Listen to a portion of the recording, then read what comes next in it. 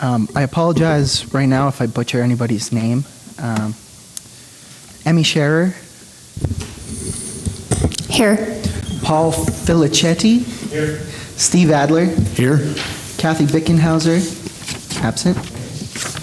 Julia McCarthy McClaverty. Absent. James McDonald. Here. Solomon Martin. Absent. Joshua Pollerine. Absent. Jolene Brink. Here. Bruce Haroldson. Here. And we have quorum. Okay, thank you. Let's go with the approval of the minutes of the last meeting. This will be the September 6th meeting. Make a motion to approve the minutes, sir. Is there a second? I second. Okay. All those in favor, say aye. Aye. Aye. Okay, very good. Public comment besides what's on the agenda? John? No? Why don't you maybe explain a little bit at this point before we move forward here with the discussions, how we're supposed to use these? Yeah. So this is the second ever board or commission meeting with these tablets. So they're still relatively new to staff as well. It should operate the same as when you're sent the digital packet. It's the same link, it's the same information. If you just click on each item, it'll pull up the supporting documents that were submitted to staff. If there is an issue, please let me know. I will come over and I'll help you out. If there's something major, we can of course, recess and then fix it, but there shouldn't be any issues. The last meeting that we did this with, Board of Adjustment, went pretty smoothly. It was all positive comments from the board members, so hopefully it should go pretty smooth. Any questions or comments? We know how to operate this? All right. Well, the first thing on the agenda for new business is a presentation by Ken Deuce on the possible rehabilitation of the Penwell building. So, so just Ken directly, okay. So Ken? If I can get this.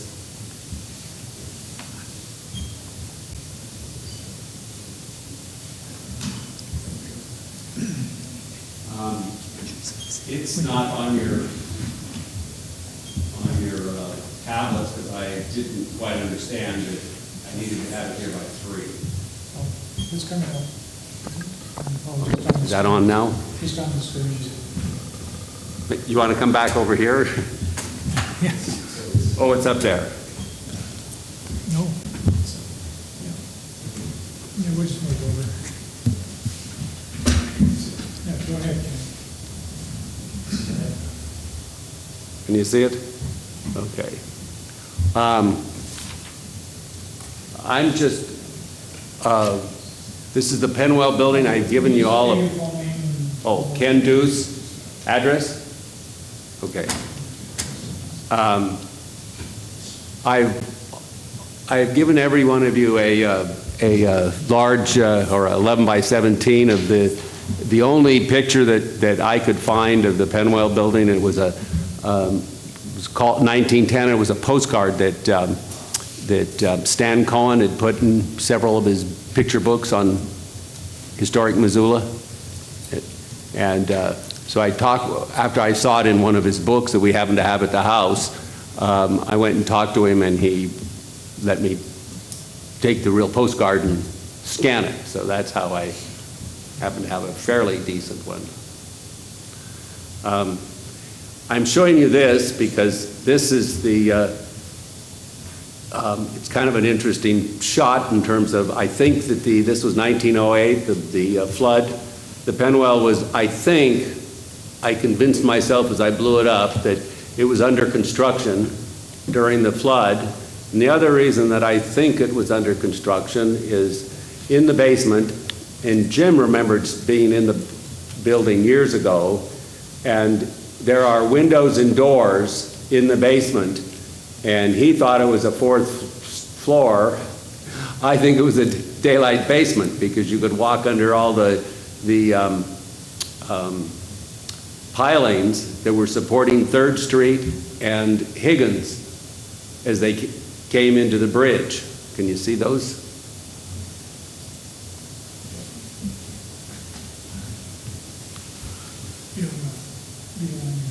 What? Oh, the pointer. You got it, yeah. There it is. See these? Yes. So, I think when the new bridge was constructed, those were all filled in, and the openings are still there, and they go under the, they either go under the sidewalk, or in places they've been filled in with concrete block, and you can still see the windows and doors in the basement.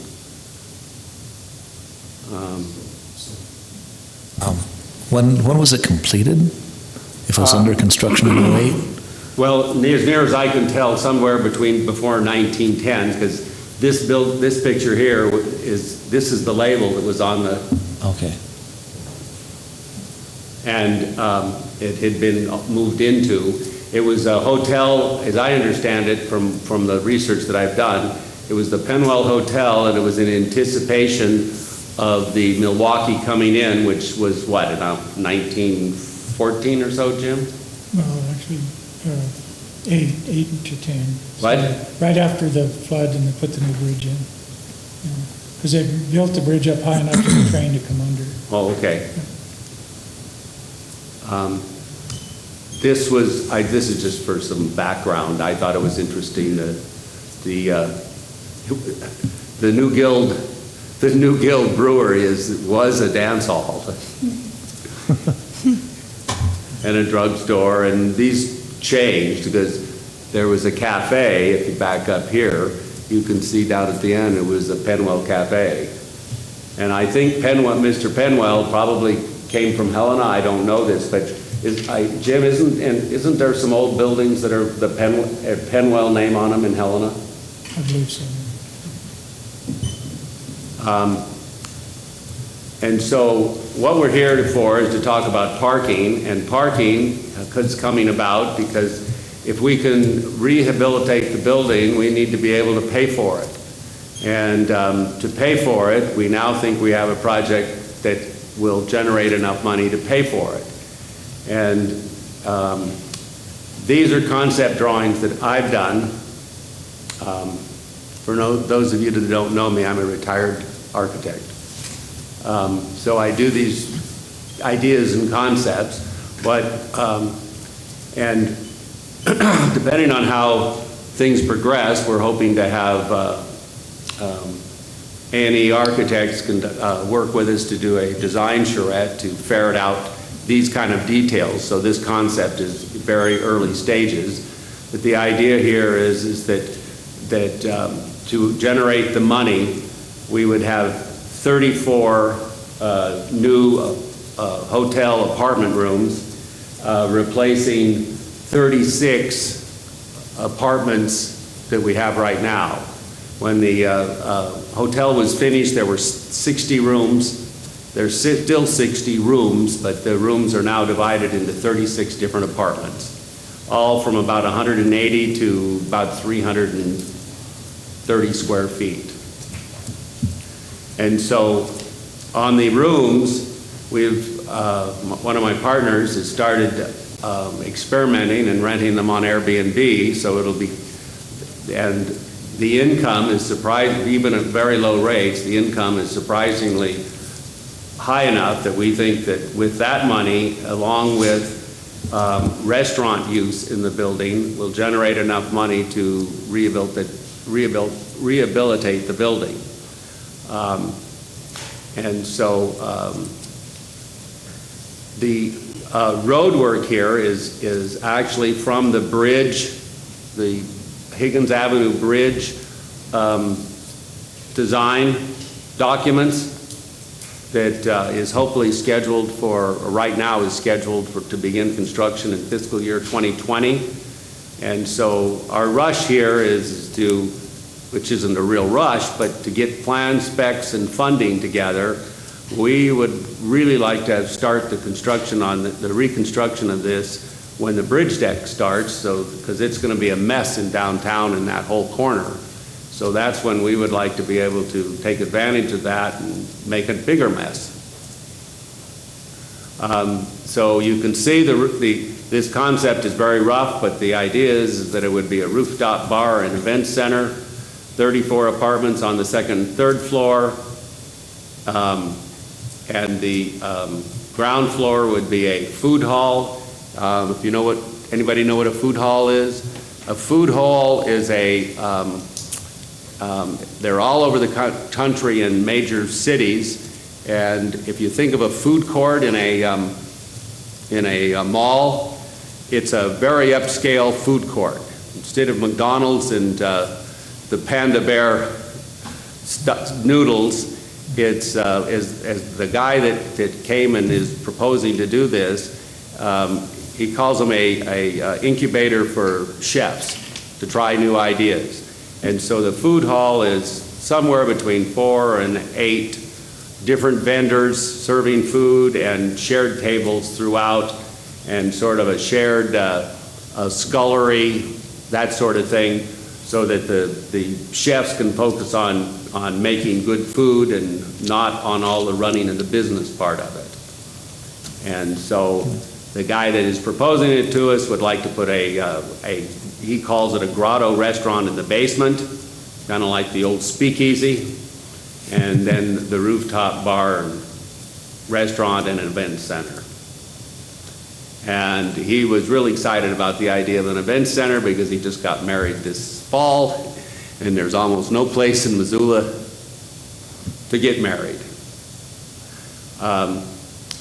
What we're showing here is very conceptually is the egress for the second and third and fourth floors with an elevator, and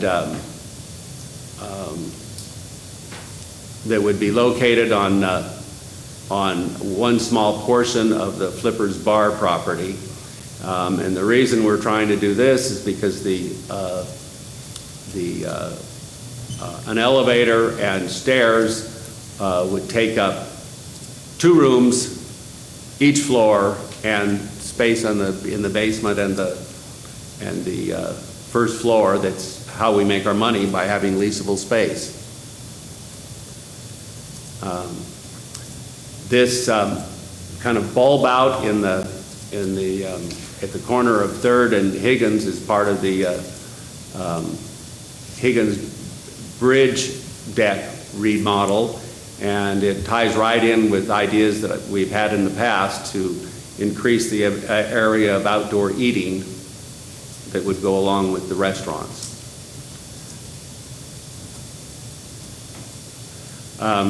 The hip strip zoning is in the yellow. The red line around it is the downtown master plan area. So you can see that the zoning and the downtown master plan don't completely overlap.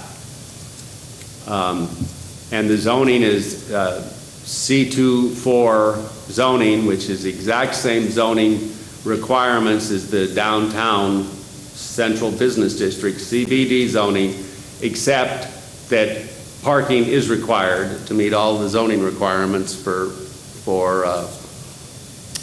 the use, whatever the planned use is. So the big killer for us is restaurant space is 1 parking space for every 4 chairs. So a 4-top, if you're in the restaurant business, you have to have a parking space. So based on that, this is the rough idea, and working with the planning department, they came up with 190 spaces that we would need. My review had we needed 230, but I'll take their 190. We get 72 parking spaces grandfathered based on the use as the time you change. I tried to argue that it should be from 1910 because we had 60 hotel rooms, but they didn't buy that either. And then they tell me that transit-served locations, which we are, can get up to a 15% reduction, and if we got the full reduction, we'd have 29 spaces. And so that leaves 89. So I'm here to This isn't an official request. There's a process in the zoning where we would be back when we have final plans ready to go through it, but I'm wanting to have a discussion on how many spaces that you guys could recommend the preservation credits, because it makes a big difference on terms of costs and how it could work.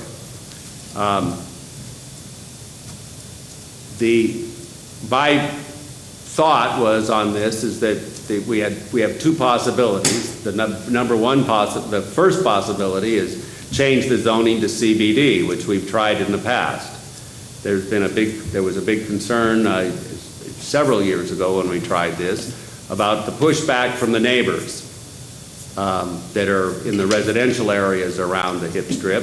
That's where everybody will go park if there's not enough parking. And so I went to talk to the mayor about that. I've also had numerous conversations with the Boone and Crockett Club for over 10 years. We bought the building in 2006. They're interested. That's just said just send us a proposal when we have something concrete. We've never had anything concrete. So when I was talking to the mayor about changing the zoning to CBD, and that I told him we were going to, as an alternate, we were going to go talk to Boone and Crockett, he suggested he come with me. So the mayor and us met with the folks at the Boone and Crockett Club, and they're very anxious to have the city, what the mayor suggested, the city parking commission will be directed to enter into a lease with Boone and Crockett and develop a public surface parking that's metered and leased just like all around downtown. So you can see the paved area on both sides, and right now the Boone and Crockett parks to the west, and a few of the people that rent in the tower in second floor area lease to the right, and the Missoulian used to rent all the places underneath the bridge, but as they've downsized, they've given up all of that parking. And so one of the brainstorms is to talk to the Missoulian, and that this grassy knoll in here, this is the canal that goes right through here. And so the mayor thought that it might be possible that the parking could go from here to here, and by improving the paving and moving something around to maximize the number of parking, it could help downtown and the hip strip if that were to happen. But as the mayor said, there's a difference between zoning required parking and market driven parking. So even with the hotels / rooms, the parking around right now is not even, is just during the daytime. So somebody could stay in a hotel room and not pay parking at all if they checked in after 5 and left by 8 or 9 in the morning. So the least number of parking spaces that we would have to lease up front would be the money that we wouldn't have to account for in our cash flow. So that's one of the reasons, or the main reason that I'm here now, because we still have to be able to make this thing pencil. So this is the same building. This picture here, I know many of you have seen this, and this had to have been taken on the top, on the corner on the top of the Penwell Hotel in 22.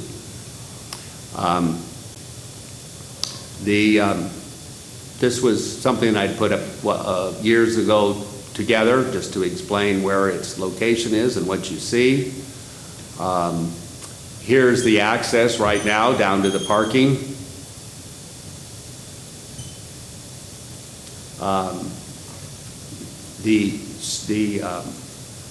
Talking about the buildings and the problems it has, this awning has been on ever since, I don't remember it not being on. I don't know when it went on. Do you have any idea, Jim? But And I don't know when these went on, but these stairs, these emergency fire escapes here, comes down. This is terribly dangerous. This door was cut in and put in because it isn't in the, if we go back to the 1910 building, there's no emergency. And when you come down out this stair and out these doors, right about here is where there's a horizontal stair that comes down to the ground. It's all steel. And so when you walk out on it, it's a very scary thing to do. Not as scary walking out. As you put weight on it, the stair starts to creak and groan and come down, and then it goes, because it hits the sidewalk. If somebody were underneath it, they'd be dead. That's what's scary, is to think that you could walk out on it, and it's amazing that a drunk from the building hasn't walked out on it and killed somebody. But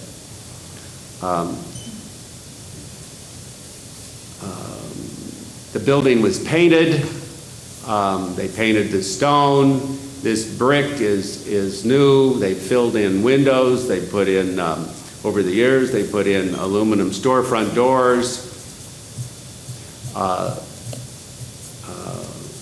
This cornice is wood and is not in bad shape for as long as it's been up there, but it definitely needs some work.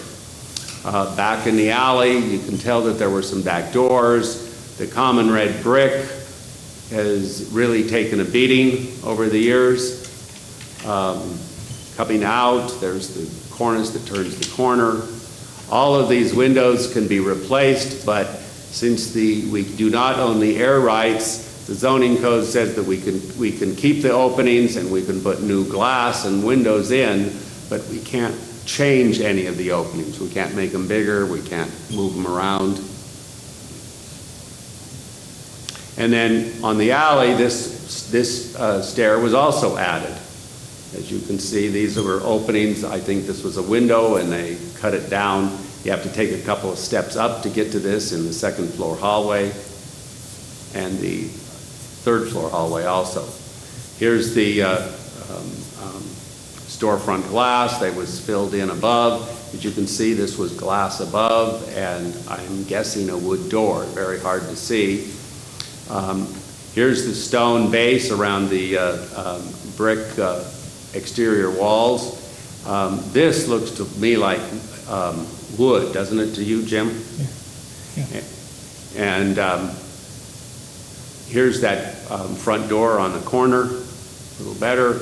Here's windows that were wood, but this looks like new aluminum to me. This was the main entrance to the hotel. You can start to see some of the differences here. This was, I'm guessing, 1950s brick, would you say, Jim? Maybe 40s, but looks more like 50s to me. 60s, yeah. The leaded glass over the top was actually quite nice. There's some places where it's there, some places where it's missing. We have the possibility of replacing some of this. Where'd I go? When they took some down, somebody took it and put it in the basement. There's several panels of it down in the basement, which could be brought back. And we just gave a tour with some folks from Dick Anderson Construction, and they were telling me that that there's a project on the Merck, on the Merck Hotel, the pharmacy building, where they had some leaded glass, and they think they found a source in Missoula to recreate it. You know anything about that, Jim?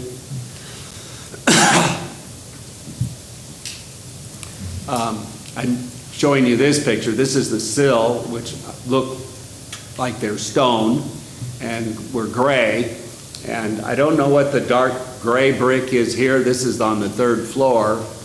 The painter that painted the building missed this window on the north side, or the jam section, and this is actually a gray brick. And so what looks like a white building in the photo was actually a light gray, and so I'm assuming that the coins and the arches are a dark gray brick, but I haven't been able to get out there and clean any of it off to be sure. I do know that we had a light gray brick. I was going to bring it in, but I can't find it. And so here's the details you see from the 1910 photo that would certainly indicate that this white was a light gray and these were a darker gray brick.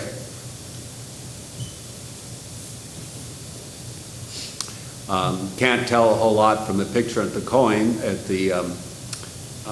but this looks like it's the original to me.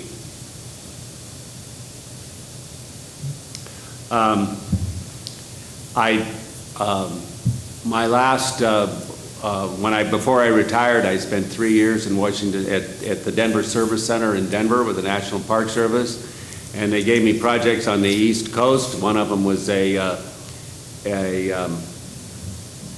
1924 fort, masonry fort, just south of Washington, D.C. in Maryland. And I knew nothing about masonry,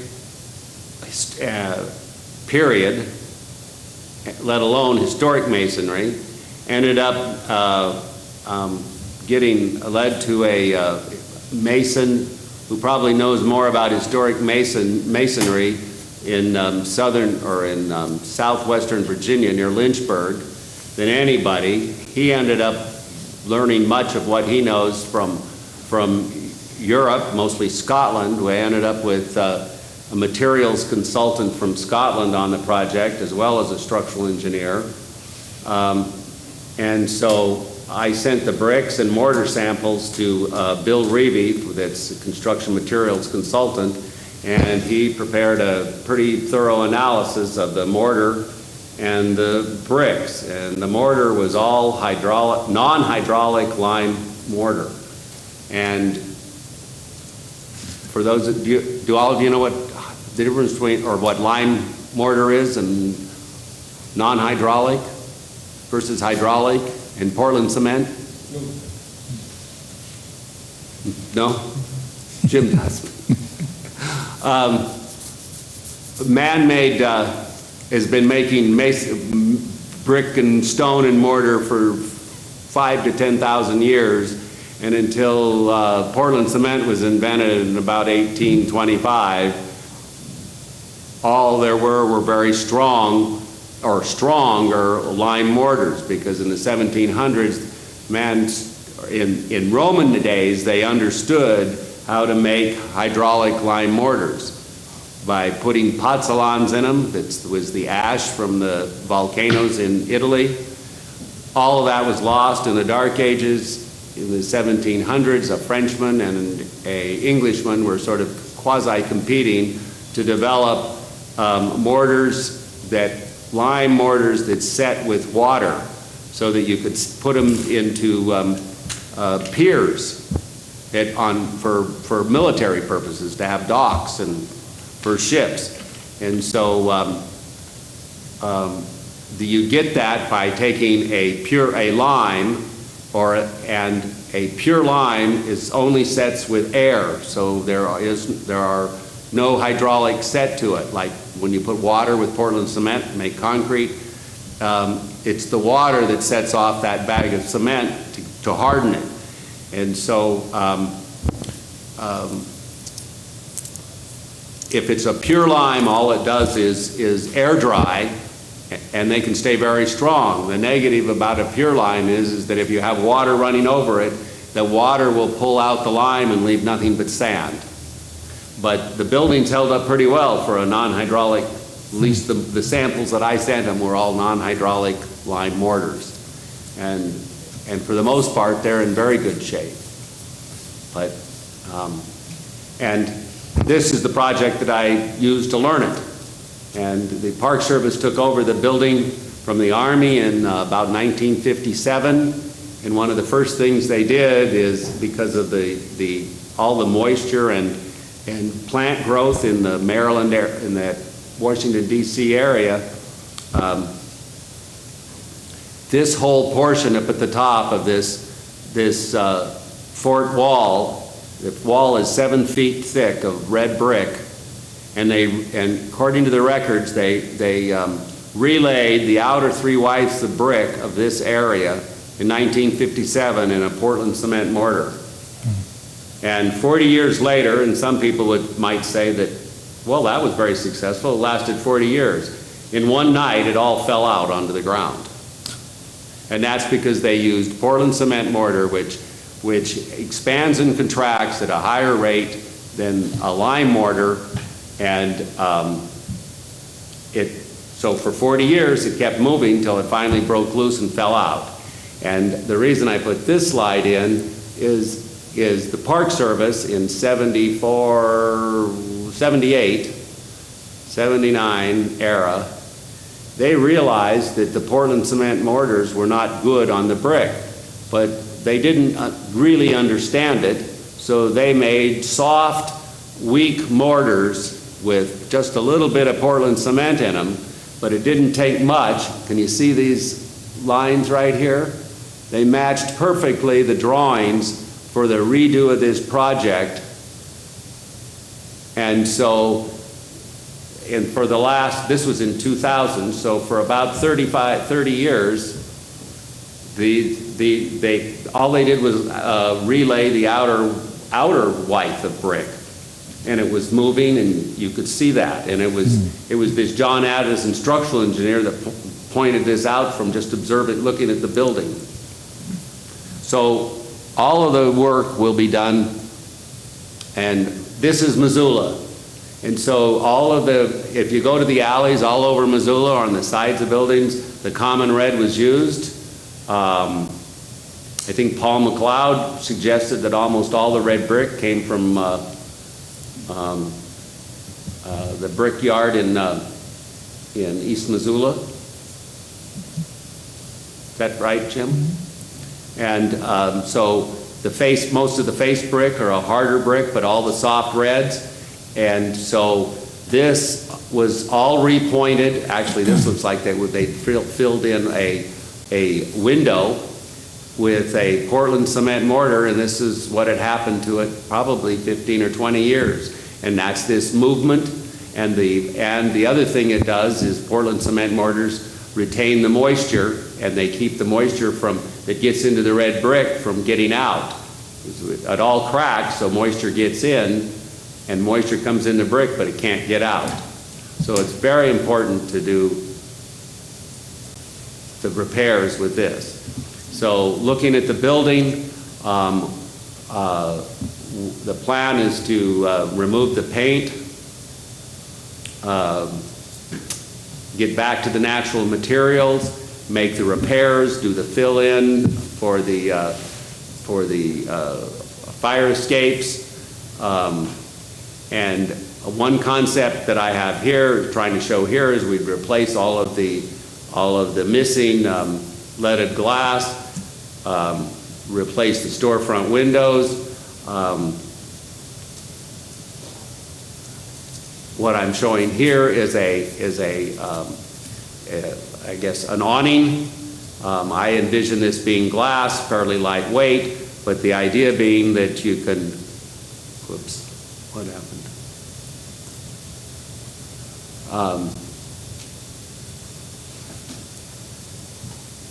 That you'd be able to look up through that to see the leaded glass, but get the weather protection down lower.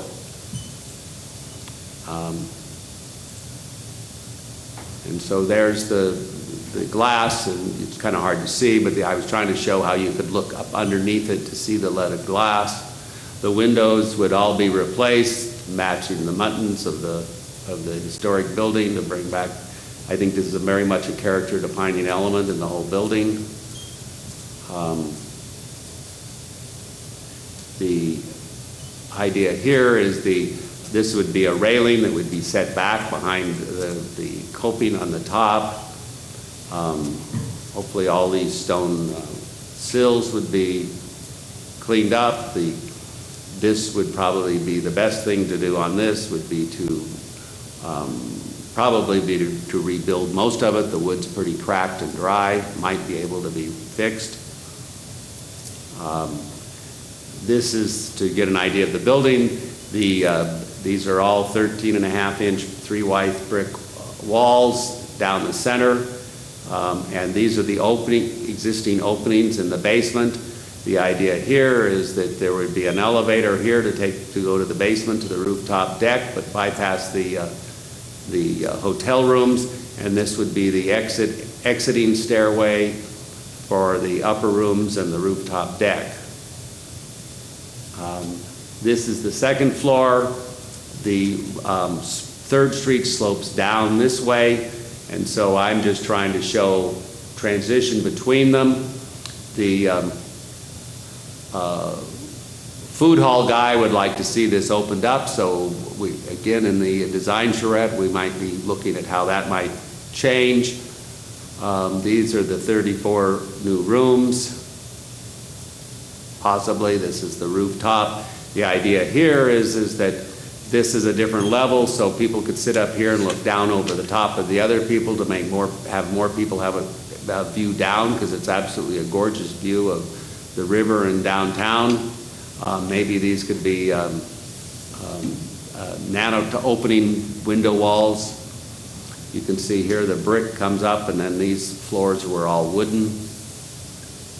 This is a description of what the new stairs. This is a new steel moment frames.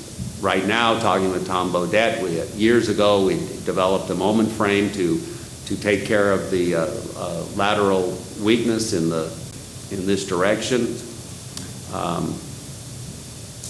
This is what it would look like if it had nothing in it, except for the new.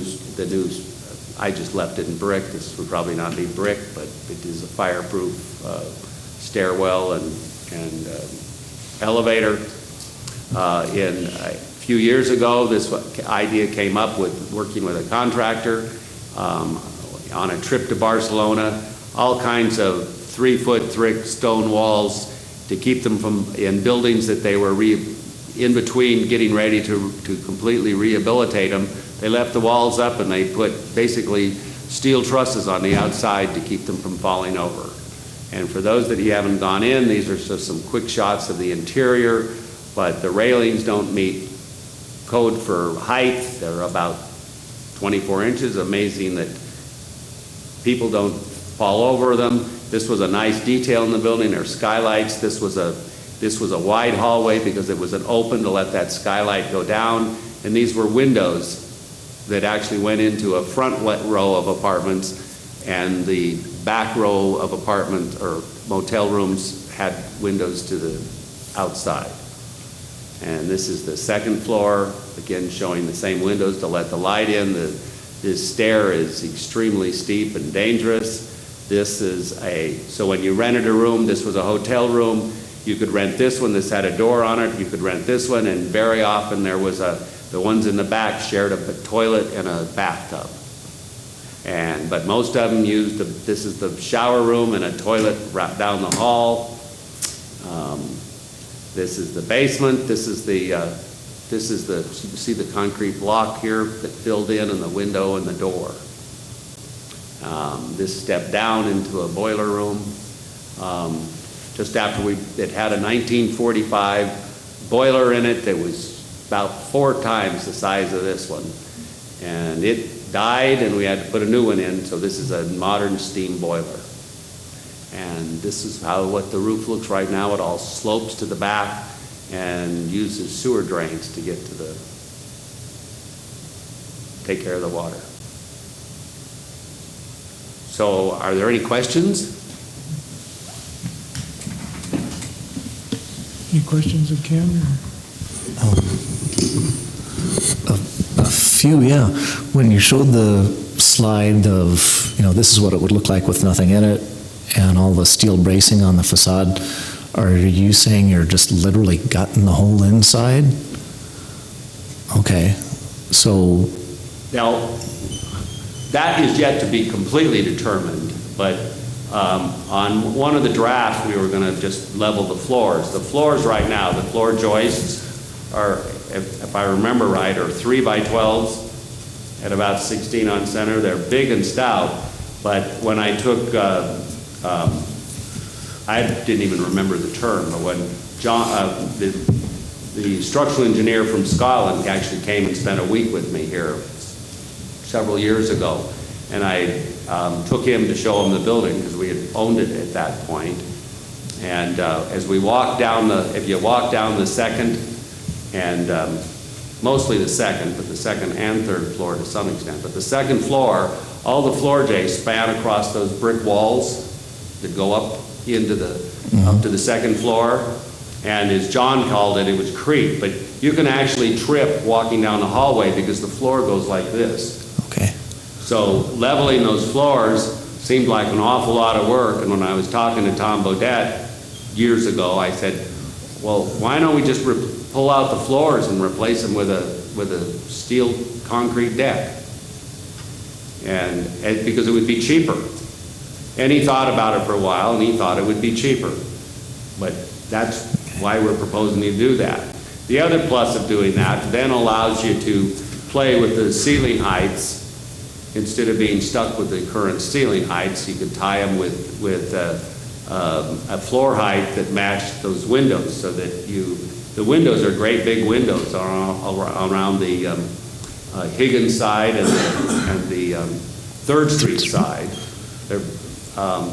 And those big windows I think would just make a nicer space in terms of leasable hotel room to have this windowsill as low as down at around 18 inches. okay. Okay, because on first impression, I'm kind of worried, I guess, that all you're really left with is exterior walls.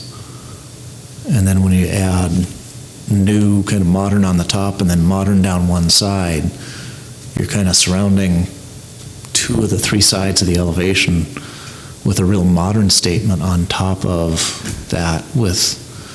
I'm a little worried that we're kind of losing granted it's the interior, but losing the pattern, the organization, things that are some of the basic historic footprint of the interior. Well, the rooms would be roughly, it'd still be 34. I mean, if you look at it that way, there's a hallway down the middle, and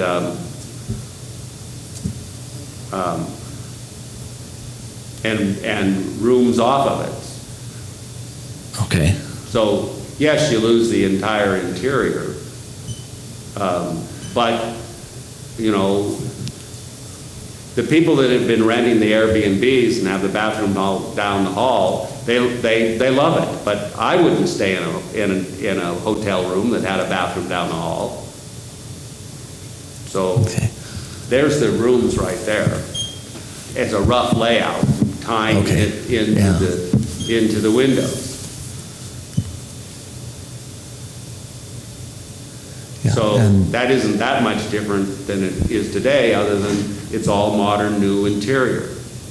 And I guess that's what kind of one of my big worries is that when you take away the interior, you have 2 historic primary facades, but then you're also surrounding it on 2 sides with very modern construction, or at least conceptually very modern, which kind of goes up one side and over the top. That's a big impact on a historic structure.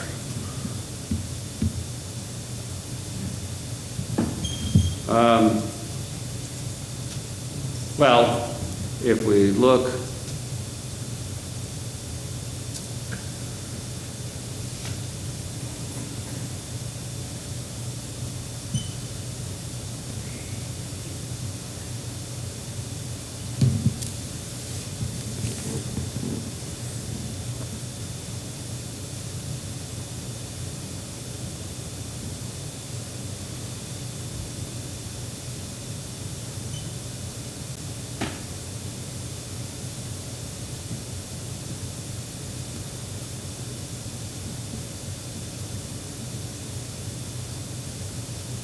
Actually, I think I don't know why my drawing should show the windows on the second and third floor, and I don't know why it's not. Oh, and on the red brick wall? Yes, on of the red drawings? brick wall. Yeah, and I understand those are staying, and that would be that. Yeah.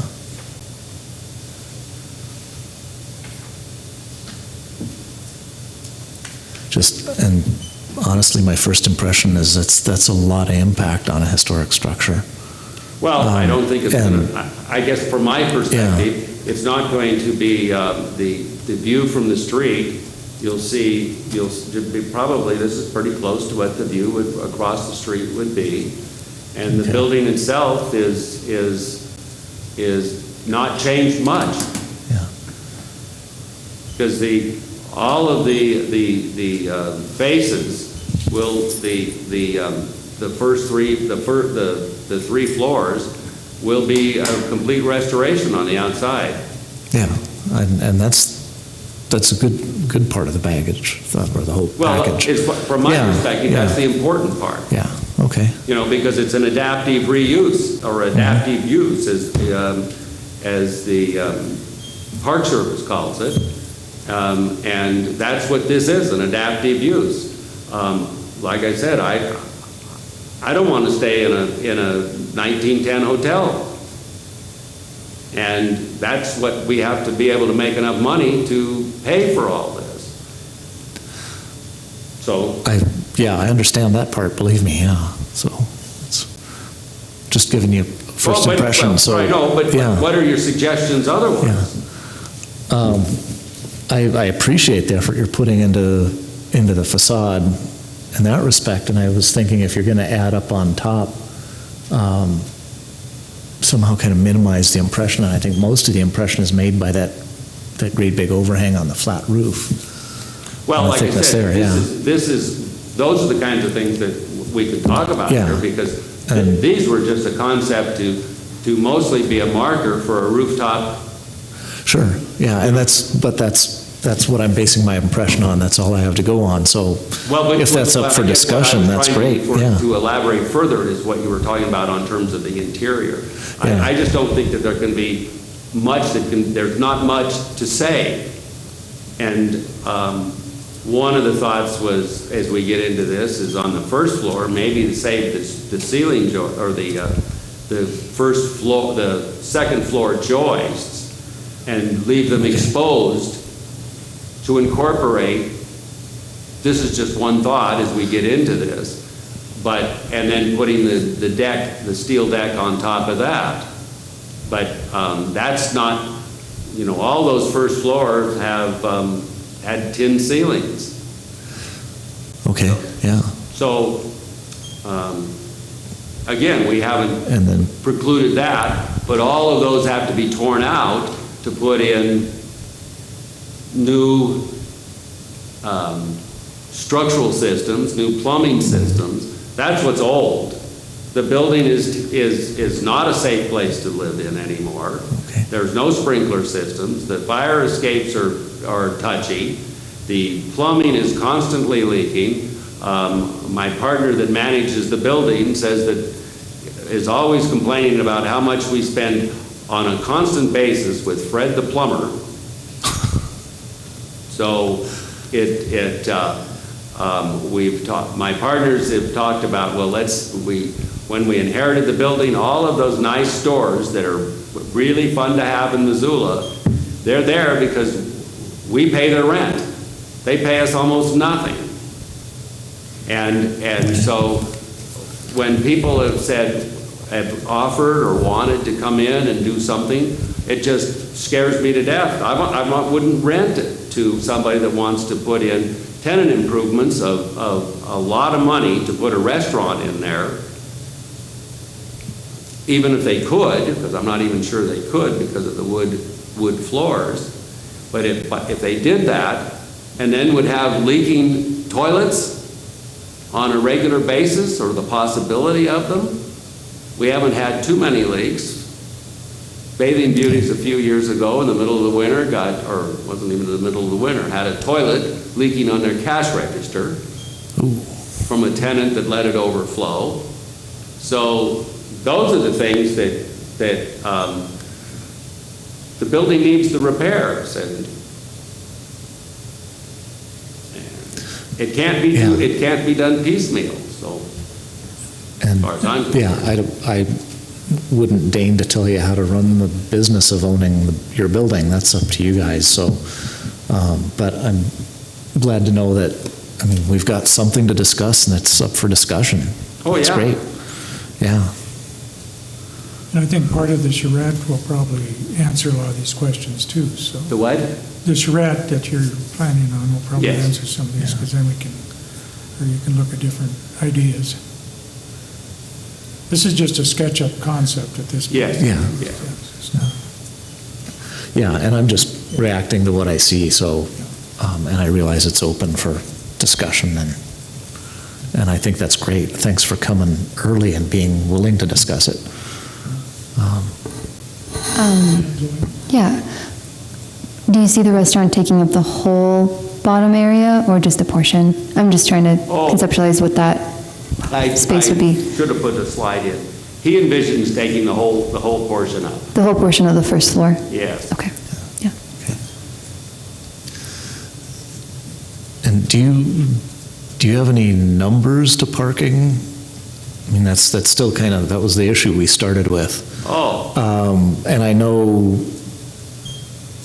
Boone and Crockett kind of put it back into your court to come up with a proposal. I was, because. no, actually not, But- that's not, that's a misunderstanding, I probably said that wrong. Oh, okay. Because if according to zoning, you stand in need of 89 spaces right now, do you have a feel for how many you can reasonably accommodate? Is there anything?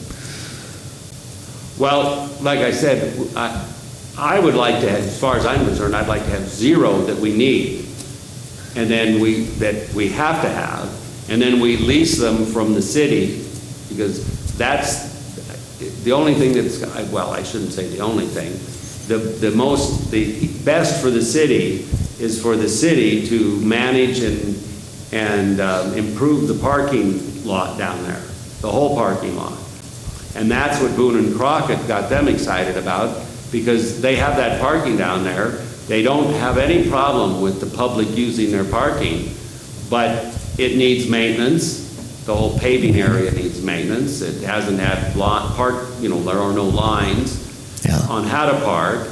And they would like some quasi-enforcement, because they have people parking in their spaces for their employees. They have transients moving through, and et cetera. And so I think it could happen that the city will take over all that parking, and then we would lease from the city the ones that we need to meet the zoning requirements.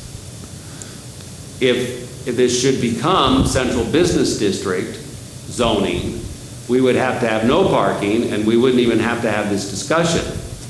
Right. But since it's been, when we bought the building in 2006, I went to the city, that was not too long after that, when Roger Millar took over. And he said, Ken, you can ask for a zoning change now, and zoning changes are like walking to Vegas with $1 million and pulling the handle. Well, so he said, we're planning on doing a complete zoning rewrite and then zoning changes. Well, when did all that happen? 2008, 9? And there's been no zoning change. We got an update on the zoning, but it didn't help us one bit to be able to do this project.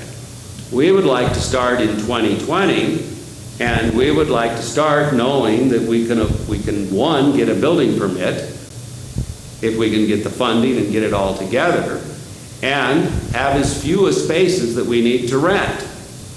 Now, if we can get this parking, we might still want to have some leased parking spaces. And so, for an example, the Merck Hotel has committed so many parking spaces in the parking garage that's kitty corner from the hotel. So they have a certain number of spaces that are leased that they can use however they want to. But as of right now, they don't have enough parking spaces for all their hotel guests. But, you know, when the Rome building opens, there'll be more city parking there. So that's where I told you what the mayor said. There's zoning required parking and there's market-driven parking. We would just as soon have market-driven parking, but right now we kind of hate to go forward with the charrette and the design if we know right off the bat we have to get 89 parking spaces or more. We just feel more comfortable if we could get some sense of how many parking spaces that you could recommend or even have the authority. All the zoning law says is that the Historic Preservation Committee has the authority to recommend with the planning staff a variance for parking spaces. Not 20, not 30%, it's very nebulous. So that's the purpose of this meeting, is to what kind of requirements would you like to see? Can we meet them? And how many parking spaces you feel like you could recommend?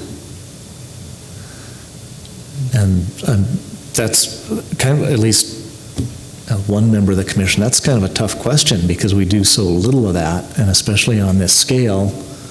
And I look at it and go, okay, 89 spaces. Are we being asked to give a variance for 89 spaces? Because that's a lot.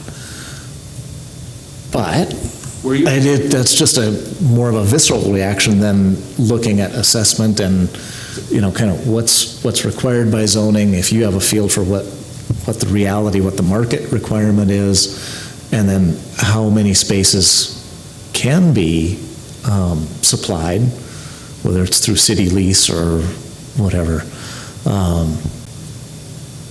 So, for example, Andy wasn't here when Clyde Coffee, and the reason this came up, I knew that Chalmambo had gotten some quasi-historic preservation variances for parking when they went in. But the last one, and the city councilman told me this, they're the ones that told me to go talk to Emmy. Yeah. That Clyde Coffee had gotten them. So were any of you, do you remember that? No? Excuse me. They never came before us, did they? I don't recall if they came before us, but the fact is it's kind of similar situation as you. It's an existing building. There is no site left for parking. Right, and they changed, so they had so when the person that redid that building, I think there's 2 spaces in that building, aren't there? 2 retail spaces. Mm-hmm.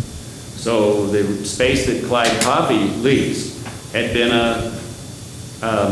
just a standard retail shop and needed 1 parking space for, I think, every 480 square feet, something like that. Probably, yeah. And then they put in a whole bunch of 4-tops. Yeah. And all of a sudden, their grandfathered spaces of retail didn't meet it. And from what the city councilman told me, that the Historic Preservation Commission, the city granted historic preservation parking credits for restoring or making improvements to the building. Mm-hmm. So that's what I'm here for, because the city councilman. Sure, and you're right, that's the way the ordinance is written, and there really is no percentage or number set to it. I'm just trying to give you some feedback of kind of my first reaction is, wow, 89 spaces, that's a lot, because I look at preservation or no, you're adding load because you're adding onto the building. So you're adding load to a historic building, and 89 spaces, my head just equates 89 spaces on the street. Well, can that neighborhood absorb that? And I'm struggling with the same question, is how much would be warranted, would be possible? And just to I'm having give trouble coming up with any solid numbers. a little background Yeah. for those of you who are new. So the HPC and staff has the authority to waive parking requirements for contributing buildings in historic districts, which this is. But we need to be mindful of the fact that this is the Southside Historic District, what that means for the rest of the district. And this is a number of parking spaces that we've never been asked to consider before. So just, that's the background. But according to code, we do have that authority, but it's something that we should discuss. Yeah, and I recall Chalmambo, I think, leased some spaces from From the Ford garage. yeah, Project. exactly. So kind of like you're proposing is they supplied some but couldn't come up with everything that was required, and we gave them relief from the rest. Yeah. I'm kind of having trouble saying, oh, I think we could relieve you of X number of spaces, because number one, it's a lot of space, at least looking at 89 spaces, that's a lot. But yeah, we've never really dealt with something that quite this magnitude. So Well- that's why I'm kind of asking you, do you have a feel for how many you could supply through a lease arrangement or whatever you have Well, on your list? the lease arrangement would be with the city right now. If Right. the city comes Yeah. through, or directly if they don't. But at one time, when we were on a project earlier, we had about a 90-room hotel project planned, and we thought we could rent 90 spaces for each guest room, which is what the code requires, one for each hotel room. One per room, okay. And that would be all that we needed. You know, in the old school of a hotel, you needed to provide a parking space for it. Well,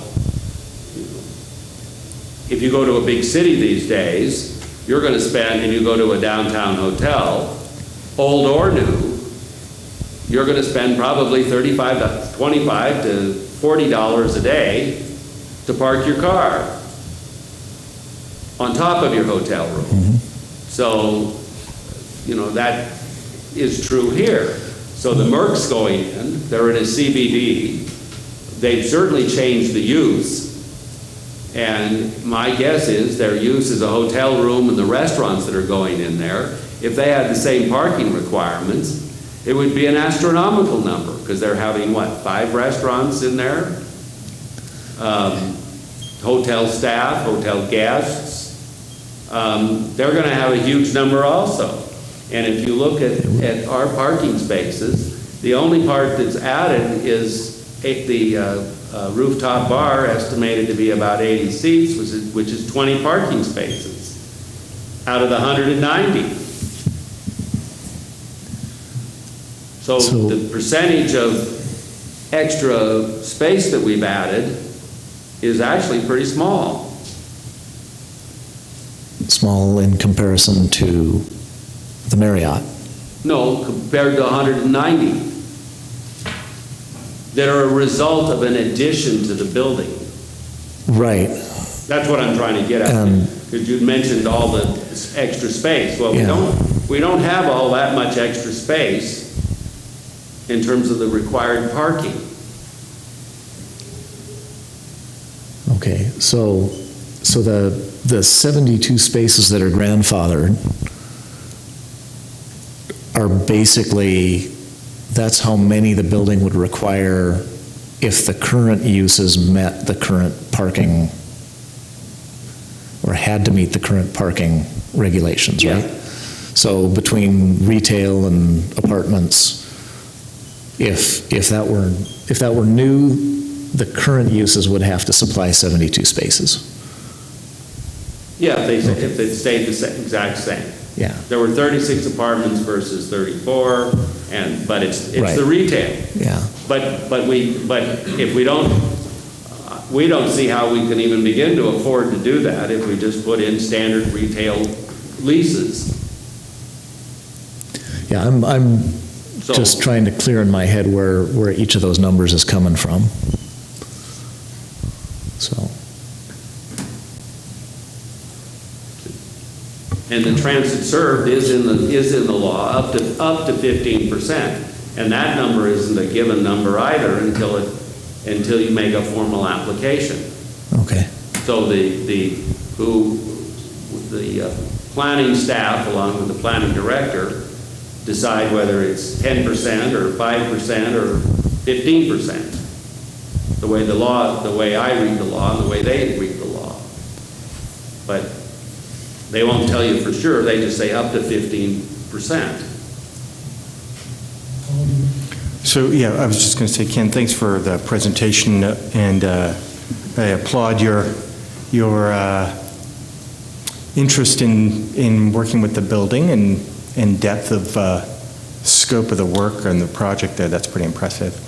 I think from what I understand you're still in the early planning stages. So while the parking numbers that are on the screen right now are just conceptual parking numbers, and it would be hard for us to say a percentage of forgiveness on those parking numbers because they are so conceptual at this point.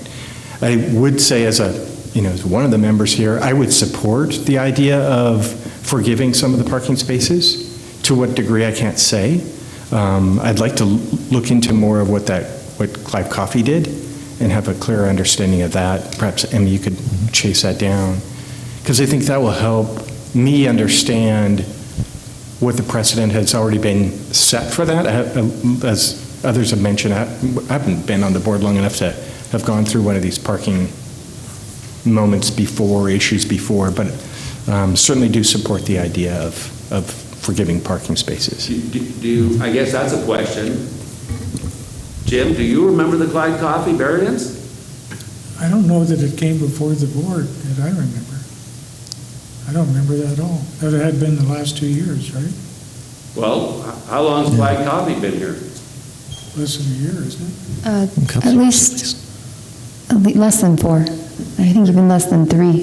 Has it been 3 years? Yeah. Yeah. I've only been here for 4 years, and it wasn't here when I moved here.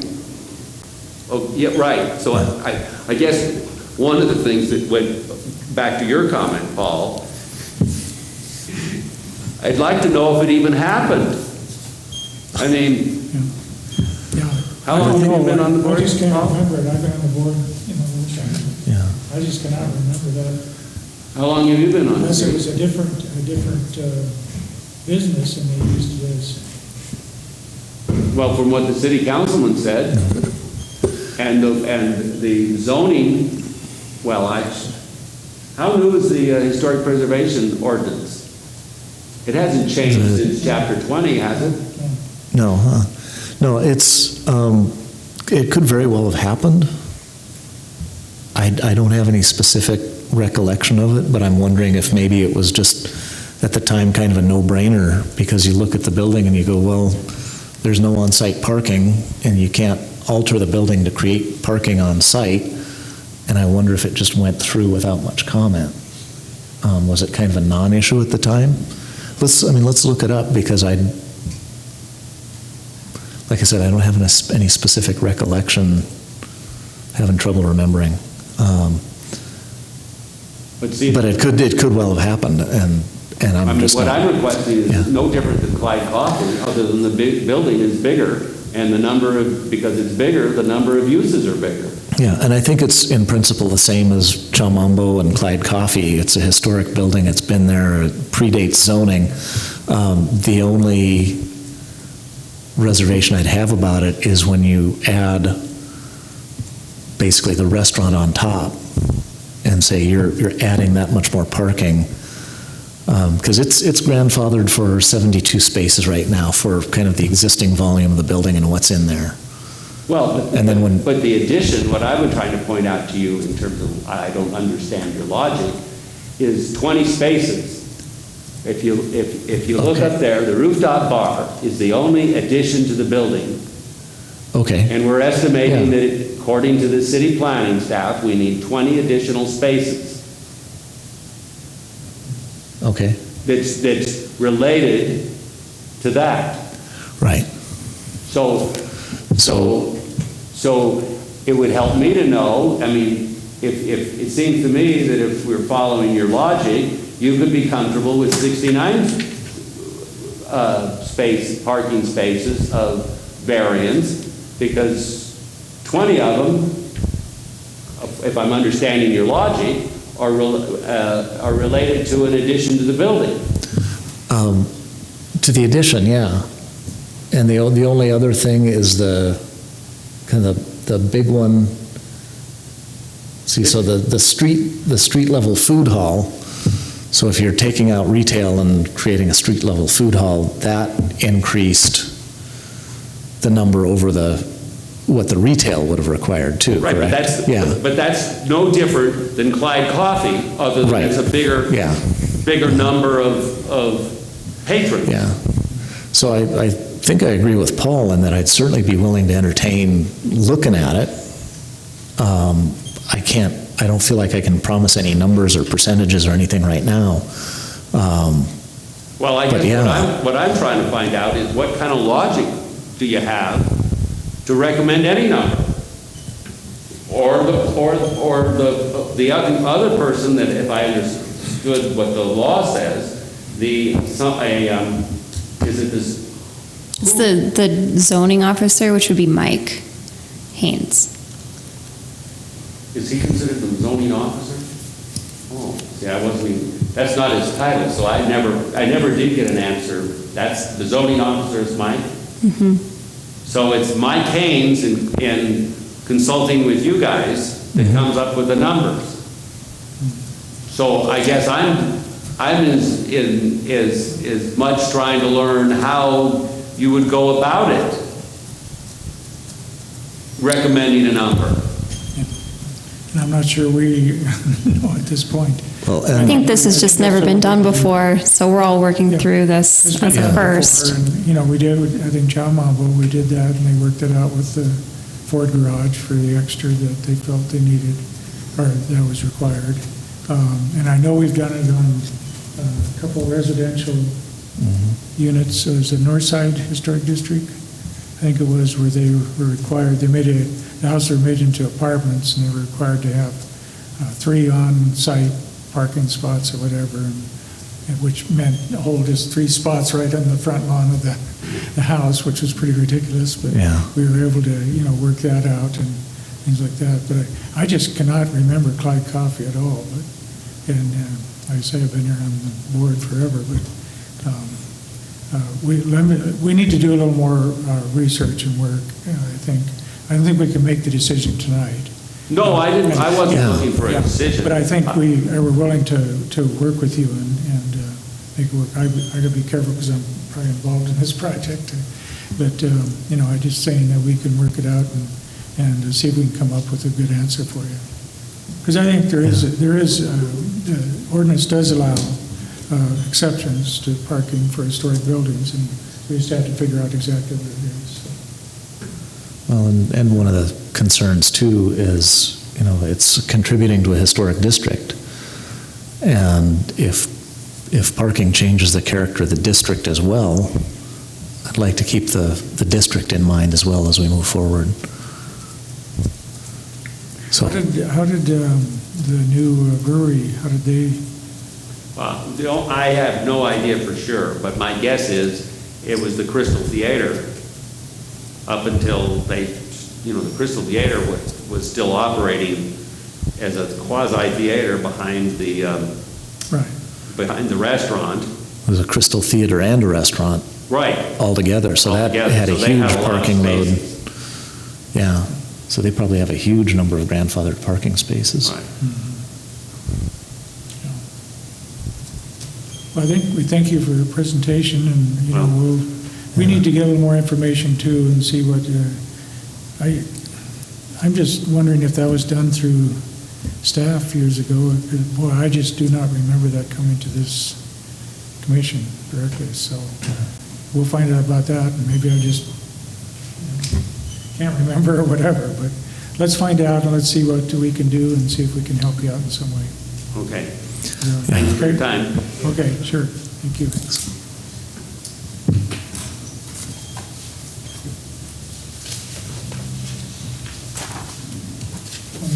You didn't mention this is an A.J. Gibson building, too. No, I didn't. I guess I just thought everybody knew that.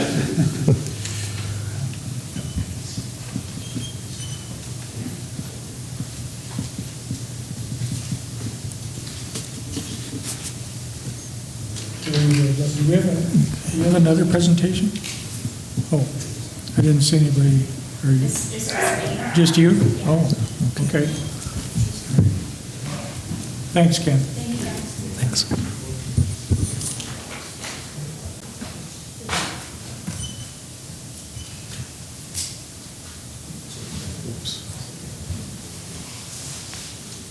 Do you guys want to keep any of those pictures? I've actually got them. I don't have any of those. I've got them. I'd like to keep one. Sure. Sure. You're welcome to. Should I keep it? Sure.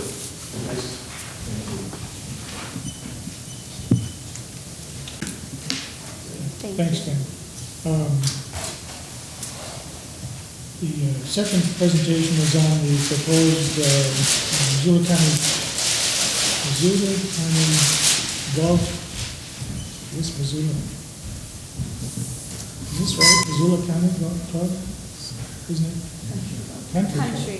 Country Club. Did you Okay. say county? Yeah. Oh, shoot. Country, sorry. Oh, it does, no, it does say country. I just can't see the small print here. I'm sorry. Sorry, if I just said county, I didn't see the other end. Missoula Country Club warehouse that is proposed essentially next to the, if you saw your presentation that we sent out, it is right next to the 1940s, I'm trying to say the cell blocks on that corner, and it's part of that area is in the historic district, just a sliver of it. And I think the request was when we sent out if anybody had any opposition, and Paul mentioned, and Paul and I had talked, is that we should at least see if we can have a discussion with the architect. I guess they're not here. Yeah, so the architect couldn't make it, but I think we can still have the discussion. Okay, yeah, I think that's fine. So, go ahead.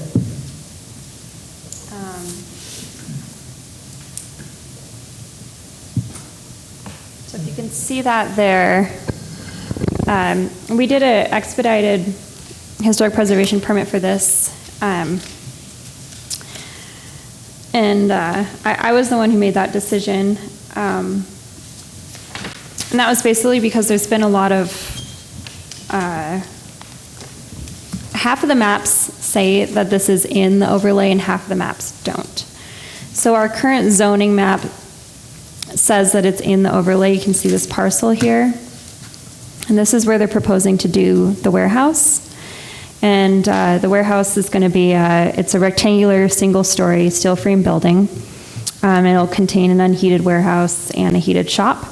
So it's 65 feet by 125. So it's just a basic warehouse. This zoning says that it is included. If you go down here, technically the overlay is the National Register Historic District boundaries, which is right here. So there is a line, and this is where the warehouse is.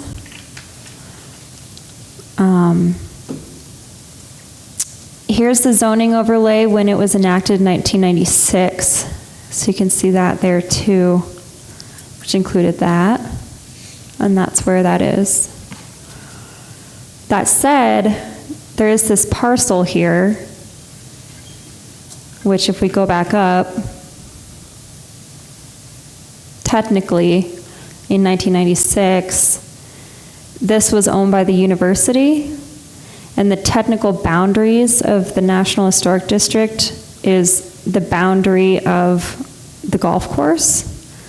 Then later in the 90s, the university sold this parcel to the golf course, and it was converted into golf course greens.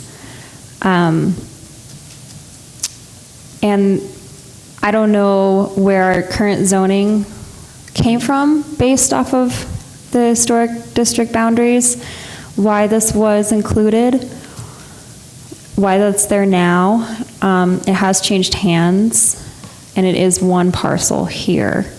Since it changed hands, did get converted to majority golf greens.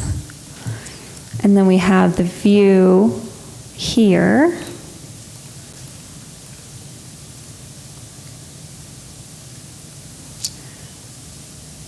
So it's going to be behind these bushes here, and this is the maintenance area for the country club.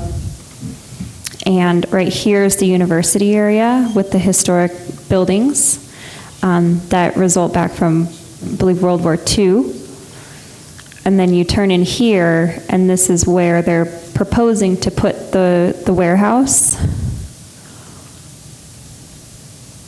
So once you turn in, this is the area. This is off the street. This is the neighboring property, which is UM. This property, which is a part of the overlay. And this is the gravel driveway next to the boundary between the country club and the university. So that's this parcel right here, which is complicated and here.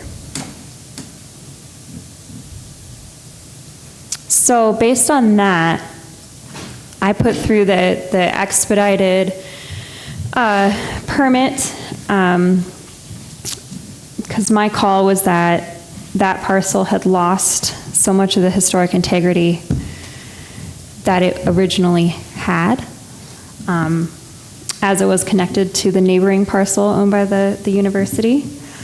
But just to go over it, the overlay, I just want to read the purpose, and this is why I think it's a good thing we discuss. The purpose is the City Council hereby establishes the Fort Missoula Historic District overlay to protect buildings and grounds in the area from modifications which obscure or eradicate significant features of their historic character, to promote restoration, continued maintenance, and to protect the district from effects of incompatible development. So that's the purpose of the overlay. And so that's what we're discussing.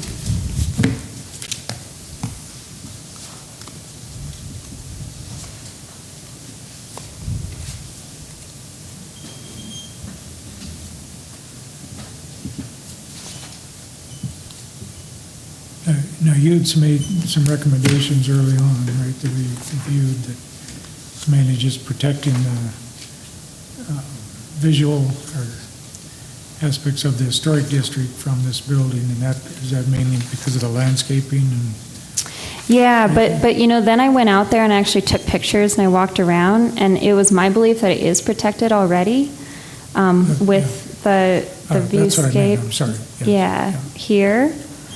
You can't actually see it from the street here. So I didn't include any of those because it is already protected as far as I was concerned.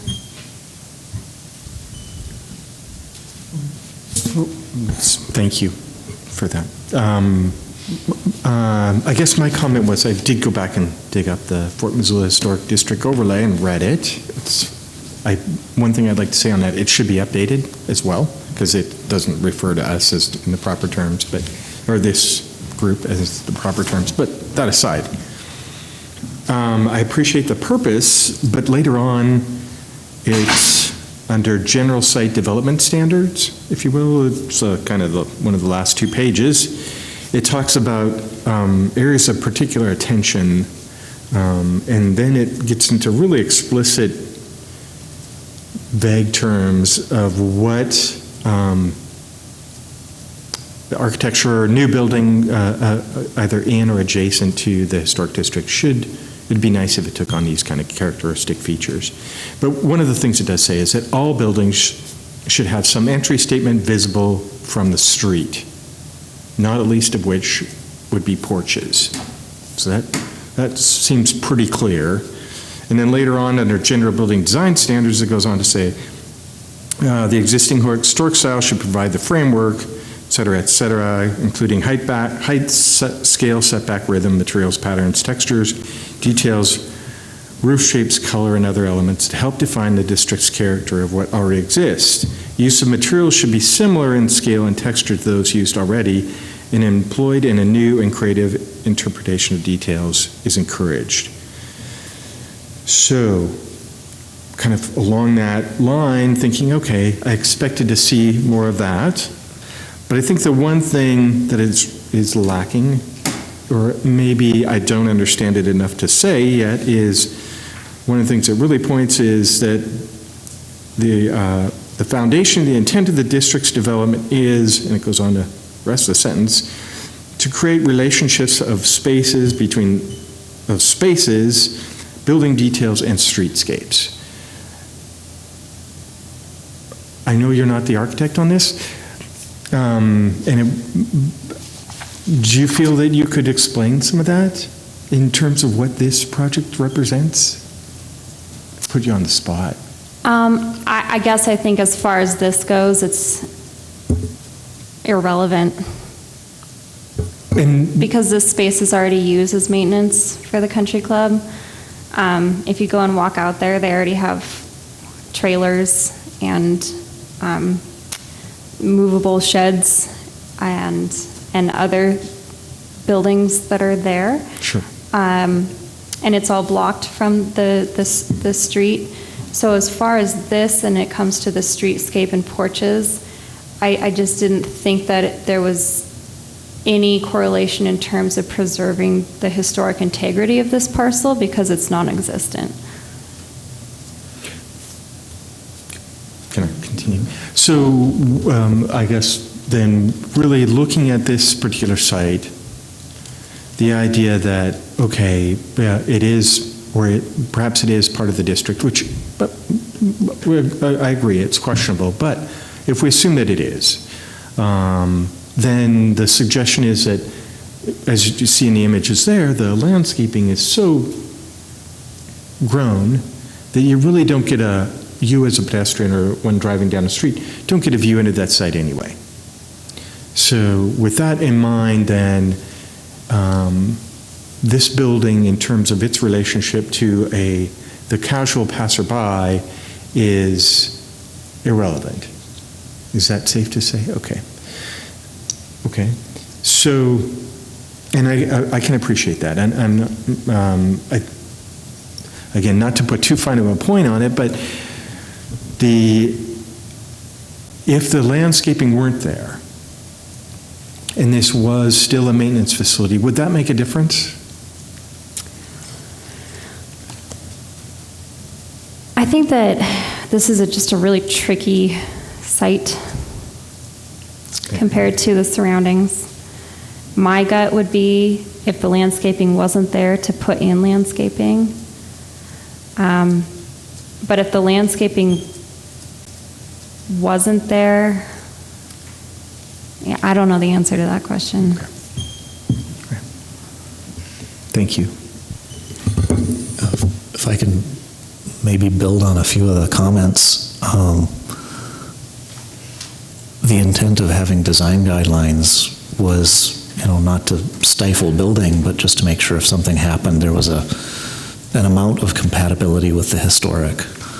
And I think, to sum it up, what we're looking at is, you're saying you can't really see it because of the vegetation, and because it's already a maintenance area, it's kind of a write-off. Well, it's already a golf course.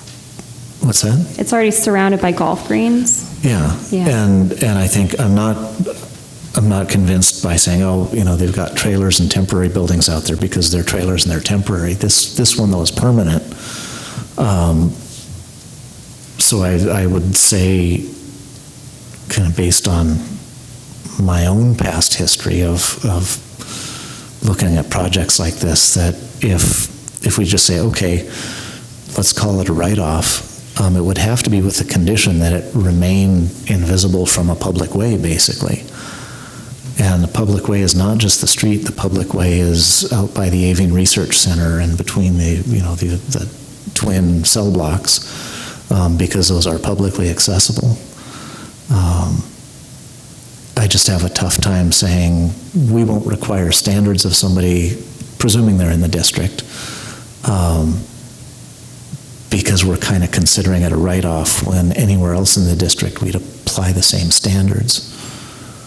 I mean, I'd like to see some effort made, and it's not like, this building has to rival the headquarters building or something in architectural style, effort, busyness, compatibility, whatever. But what I'm thinking is, as things evolve, if things change around this site, if the vegetation goes away, if they find another use for it, this building is permanent and it will still be there. The trailers and temporary buildings will be gone. But we will be left with this one in the long term. And how do we look at that?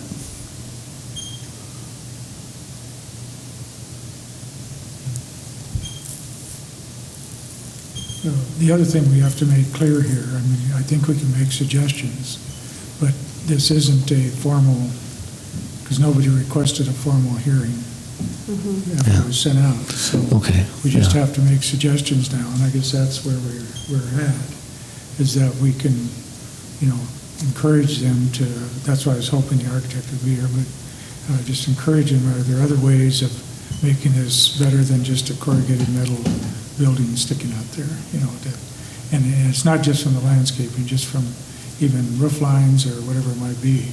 And again, we can't, we have no way of, since we didn't ask for a formal hearing, we can't do that. But we could make suggestions that hopefully they would work with. Just to make that clear for everybody, okay? Thank you. Yeah.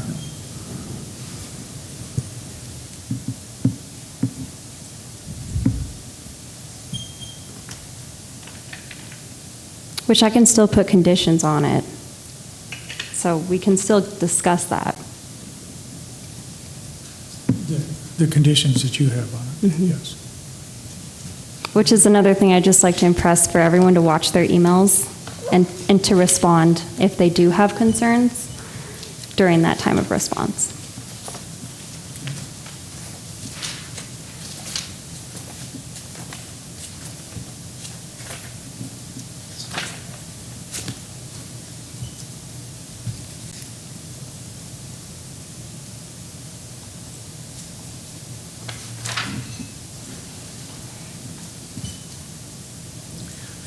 Maybe better if you just kind of run through those quick and on your stuff, and then, is that okay? Run through what? The conditions that you had proposed. I didn't put any conditions on it. Oh, I'm sorry, I misunderstood you. Because, I haven't seen those, so I was trying to, okay. There were no conditions. So, again, thank you for the presentation, and I understand kind of a difficult position to put you in, but Fort Missoula is a really unique space, and particularly with the idea that the internment camp and the potential for interpretation of that site. I think there's a reason, that 1990s era and all the documents that came out of it. When you were in Missoula at that time, that was a big deal. I mean, keeping Fort Missoula intact and protecting it was a big deal, and it still is. And out of that respect and all that, the people who were a part of that, I think it's important for us to look at this. While it is, perhaps it is just a golf course, and it is a simple building and simple form, one could say the same thing about the development of the ball fields adjacent Fort Missoula to the north, where it's like, well, it's just ball fields and playgrounds, and really does it have an impact on Fort Missoula? But the intent there is to provide a empathetic statement that you as an adjacent property owner or as a development area have a respect for the adjacent property. And in this building, I can see the roof lines in terms of the the shallow pitch roofs, okay, and the kind of the more industrial forms, not that I think that there's a lot of articulation, but I do question, and you can't answer this, but it would seem to me that there would be maybe one more push at this that really kind of looked at some of the elements, particularly of the adjacent buildings, which are pretty utilitarian buildings. And perhaps there's a language there that could really feed or help support and identify this building. And not that it has to, again, I don't think the intent is that it looks like the other buildings, but it definitely is empathetic to the adjacent architecture. And as Steve pointed out, it's like, from the public way, certainly we could put a stipulation on it that's like, okay, you always have to have landscaping so you can't see the building, but I don't think that's really the intent either. That's a bad idea. And, again, as Fort Missoula develops and potential to develop, other properties change hands, if when you're inside Fort Missoula and you're looking towards this area, it becomes it could become much more a visual element from the fort side of it, rather than the street side. So I guess that would be my other concern, is that I think that there is an opportunity here just to be a little bit more sensitive in the architecture and design. Thank you.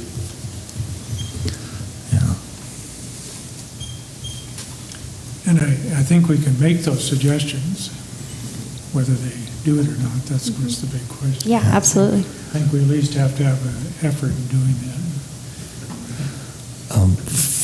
First suggestion I'd make is to give it a skin that's more compatible, at the very least, with the other buildings out there, which are block, stucco, white. I think we've got a board and batten detail, or a panel and batten detail on one of the This cell one I think blocks. is concrete block here. Yeah, so so that's the concrete block, and then the next one over is the one that has the panel and batten detail rather than the metal siding.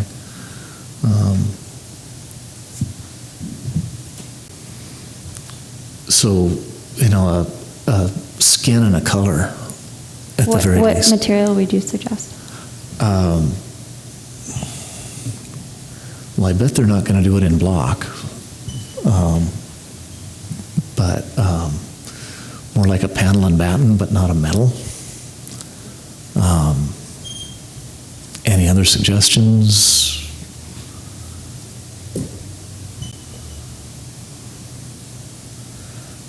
Because those buildings have low-pitched roofs, kind of similar to this one. So the two cell block buildings have really low-pitched roofs. And then if there was any way, if they were planning on adding, a outdoor storage shed to the building to have it kind of step down like like these do. But realize though that That's, the two cell blocks have been altered and that the interior space has been filled in. yeah, That's the original. and The higher this is what portion we're- that was filled in a long time ago. this is what I we're think left with, that's yeah.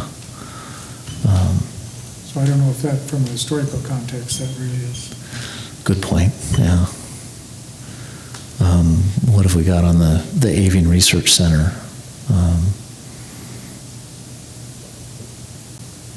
Basically, we've That's got- concrete and stucco. The quartermasters?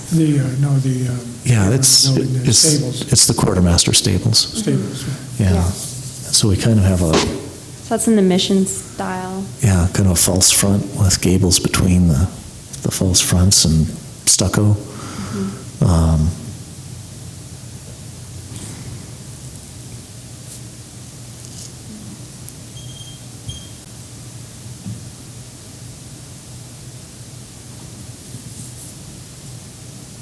Any other suggestions or how we should approach this?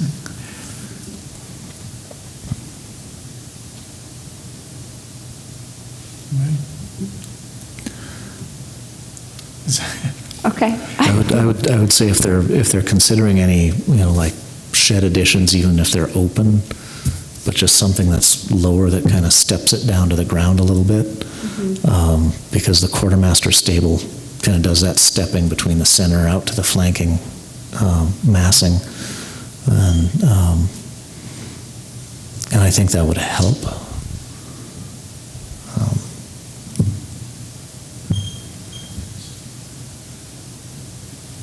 Anything else? And again, we can make these as suggestions, and I guess they Yeah. can determine if they want to do it. I think the important part is that, there is a national site here, that historic site that really, because of the internment camp especially, but also the early fort, is very important to maintain that. And then maintain that integrity in the new building, at least in some ways that not necessarily reflect or mimic totally, but at least be more compatible with some of those structures as a suggestion. Does that make sense? I mean, we just want to encourage them to think about the area as a whole rather than just the building right in one spot there. Yeah. So I guess I think that's all we can do. Does everybody agree? I mean, we can't, it's not a formal motion or any kind, we just are making suggestions. I would agree with that, Jim. The other couple of suggestions is maybe look at the window patterning in terms of, looking at the buildings around the site. They're kind of more rectangular. These appear to be square. Maybe there's some sort of rhythm or a little bit more empathetic detail in that regard, or even the garage doors. I know there are garage doors, and it appears to, on this new building, appears to be garage doors on all four sides. And without, getting too much in the weeds in terms of that, but maybe there's some element in the other architecture that would allow those, at least some of those doors that face into the grounds, to be have a little bit more detail. I'm sorry, I just don't see any detail in the neighboring buildings. Okay. You can't tell from those photos either. Yeah. Well, I mean, just being out there Okay. recently, but Yeah. I hear what you're saying. Yeah. Okay. The concrete block is beautiful there. Okay. The only other thing I can think is like on the building there on the lower right, it does have kind of there is a slight edge or overhang eave detail. Perhaps, that will at least pulling that something in so that there's, again, I don't want to suggest that they should match, but Be sensitive. But they should- to- Yeah. Yeah, but not mimic. exactly. Yeah. They don't have to match, but it should be kind of a similar element. Is that what you're after? Some sort of context, yeah.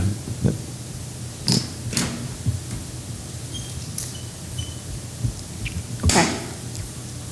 Thank you. Okay. Thank you, Amy. Yeah, thank you, everybody. Yeah, thanks.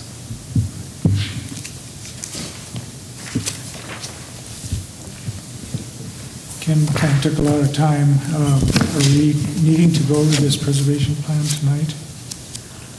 No. Is it possible to table that till next meeting? For the- We'll probably have 10 more presentations. The bylaws, you mean? Yeah, the bylaws. Yeah, we can table that. That's fine. And the bylaws, I didn't send that out until Tuesday because I've been working on them. So you guys haven't had that much time to even review yet, so. Yeah, it'd be good, I think, to review these bylaws. There's a couple questions, and I thought I brought them with me with my notes on them, but I can't find them in my briefcase. But there's a couple things relating to, we're taking out the word advisory out of the bylaws, but it wasn't clear how much difference that made, I guess, in as far as being able to just reject something without, still going to the city council and they can make that. So I make those changes or whatever. And I guess that's where I think you just need to look at it, look at the bylaws and go through it. I want an answer on that tonight, but just taking out advisory didn't seem to really change it of how in the long term we would have more say over the building. Maybe I'm wrong in that, and maybe I just need to read it a second time and see. But that was one issue that I had, and then I can't remember the other. Yeah, well, I think that's the major issue, because we're not advisory, we're quasi-judicial, so we do have power. We pass permits. So making sure that we're operating under that power, it's kind of alarming that our bylaws still say that we're just advisory, so catching those types of... Yeah, and that's good. I just want to make sure that we're not, just point out a word, we're not still doing the same. Exactly, yeah. Yeah, I'm not worried about taking out the word advisory per se. And I did go through, and the only other comments I had, just if anybody else wants to think about them in the meantime too, is that under objectives, when zoning was combined city-county, we did work on, not bindingly, but we did offer services to the county to give advice and to hear things. I would like it, I know they're no longer combined, but can we still work with them and basically say something about, being able to work with other jurisdictions so it's not exclusively city? And that's a question I had, is can we do that, or legally do we now have to stay exclusively city? That's a good question, because technically our bylaws have to operate under Title 20, which is City Municipal Code, which does say we're just city boundaries. But whether we can say that we can, work with the county, I'll look into that. Or if somebody comes to us for advice and says, well, I'm not in the city limits, I'm just outside, but could you give me some advice? And I know we certainly can't do anything legally binding outside of city limits, but can we still provide advice and be friendly towards county and things in the surrounding area? Yeah. And I think this is what Strohmeyer is trying to do, is be able to do some of that, either with the county commission or whatever, and that's still up for discussion. It hasn't gone as far as he had hoped, I think, at this point, but I think he still wants to look at that and how that can work too, whether it works with this commission or there's a separate commission or a combined commission or whatever it might be. And I think that's going to be, I don't mind giving advice outside the city limits, but if we want to really make it work on a building that's just over the line or whatever it might be, I think we need to look at that whole thing. But that's a conversation I know that he wants to have, and has had a couple meetings on that. So. And then the only other question I had that maybe everybody can think about too is under the absences being grounds for removal from the commission. It's currently written as 2 unexcused or 3 total absences. And in light of the absence count we got several months ago, that would probably remove over half the board.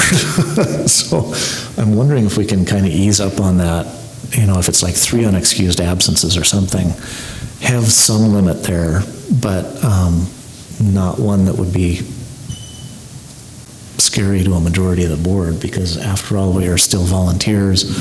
A lot of people travel for their work. There are good reasons to be gone, but we would still like to maintain, several members of the board work outside of town and travel for their work. And that kind of work is exactly why they're on the board. So I'd like to be able to keep those people even if they are traveling. So just look at the number of absences and what type of absences and see what everybody's comfortable with. And I think we should have something in there for sure as a limit, but I don't want to draw it too tight.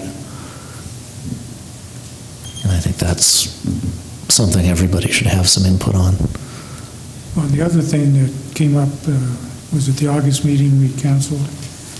That's the first meeting we've ever canceled. And if you look at the other boards, they don't have meetings unless there's something on the agenda. And so I think we need to maybe look at that too. And if we want to, I think it's a good, from my standpoint, it's good. It's good to have monthly meetings, especially for preservation and a lot of things that are coming up. Not even action items, but if you look at every other board, they only meet if there's an action item. just for conversation right now, not for, so I think that's where I think it maybe helps some of that other part too. Okay, yeah. And also, this is really for you guys to discuss and work through. And as far as the bylaws go, I'm really just staff. So it is what you think is best for the commission and what you want to be seen. And so, yeah. So one question I had, and this goes to staff, is on the end it talks about policy. And policy may be adopted in page 7. It seems like, given the length of time that the board's been around, maybe there would have been a policy adopted at some point. Do you know, or have you looked into that to see if there were any of those? I haven't seen anything like that. Curious. Okay. For the history of the board. I don't think that that's happened. Yeah. I think then we should probably think about what's the purpose of that statement. We're getting into general discussion of this, but I think these are some of the things that, we need to, as a group here, as you read through it, you need to look at a lot of those things that we brought up and see if there's other ways to do it. And I think we can have a good general discussion at the next meeting, so. Sounds good. Is that okay? Yeah. Everybody? Yeah. Okay. Do you want to, Missoula Historic Missoula's not here. Do you want to do a brief staff report? We have the staff report, but do you want to go ahead and do that?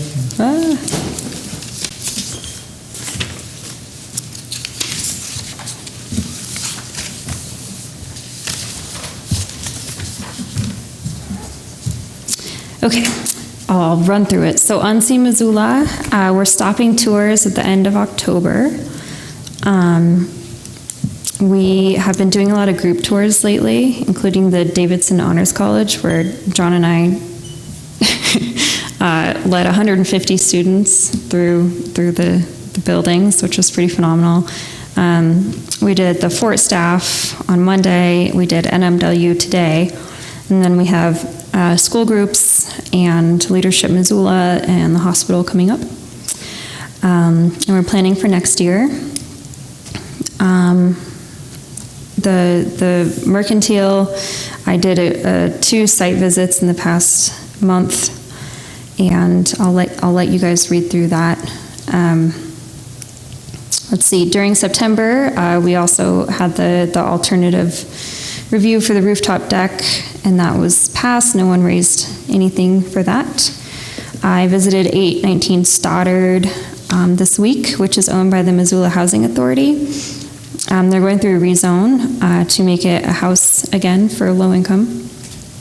And then I invited Carl Payne of the Housing Authority to come and present next week, just to talk about that project and also to talk about some of the challenges that they see and maybe the potential to work together further. I know that we worked with the Housing Authority for, I think it was the Palace Hotel, and some of the challenges that they saw with that, and just to get other voices in talking.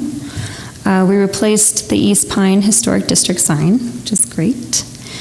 I mentioned that we're now part of the Historic Preservation Leadership Forum, so we can still register for the conference at a discounted rate, and I'm going. It'd be great if someone else wants to go. It's in San Francisco. John actually found a story map that was already made for Missoula, which is an online interactive digital map of our historic districts and historic structures. And we'd like to work on that to get it updated and fact check it so we can add it to the website. I've been working on compiling HP incentives that other cities use in an effort to hopefully potentially create an adaptive reuse ordinance, which would lighten zoning restrictions and make it easier for historic buildings to be reused. An impetus of this is the admin building. As of right now, its zoning would make it almost impossible to reuse it without a major zoning and land use change. And a lot of cities have existing adaptive reuse infrastructure there that we don't have yet in Missoula. So working on that. We crafted a letter on behalf of the HPC for the Department of Commerce Tourism Grant, which Alan Newell came in last month and presented on. So hopefully we'll get that. The Certified Local Government Semi-Annual Report is due at the end of this month on the 31st. So I do need your donated services sheets before the 31st, if you need time to fill those out and think about other things you've done. And again, that goes beyond our HPC meetings. That goes for anything else that you've done in preservation for Missoula. I've also been putting together a brochure that just clearly explains what historic preservation is in Missoula, so we can pass it out at events and the city in the front, which just answers those basic questions because so many people don't understand what we do. And then don't forget that we are invited to the Missoula Downtown Association to discuss the historic preservation of downtown with the new consultants who are writing the new downtown master plan, which is going to be a great opportunity. And that's going to be on the 18th of October at 11 at the MDA office. I also signed 2 demo permits today for 425 and 429 North 3rd Street. And those are 2 small little houses, which are in the downtown historic district. So that's the quick and dirty right there. Any questions or comments? Okay, thank you. Any member comments? Anything else for discussion tonight? All right, then the meeting is adjourned.